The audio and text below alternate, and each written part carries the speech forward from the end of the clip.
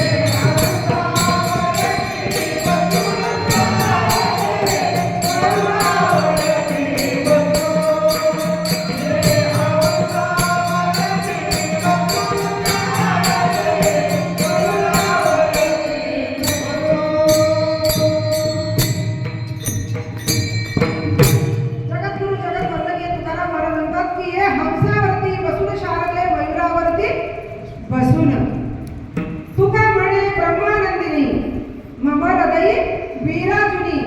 का म्हणे तुकाराम महाराज की ब्रह्मानंदिनी मम हृदयी म्हणजे माझ्या हृदयामध्ये तू विराजमान हो. कशासाठी? मला दे ठासून आत्मज्ञान शारदे म्हणजे माझ्या हृदयामध्ये ठासून आत्मज्ञान देण्यासाठी ये. तसंच आपणही वंदन करू की या पावन भूमीमध्ये जी आपण सेवा करत आहोत आपण याच्यातले 4-2 जर मला असं वाटतं हे परफेक्ट असतील, बाकी आम्ही सगळे नवशिके नवीन आहोत.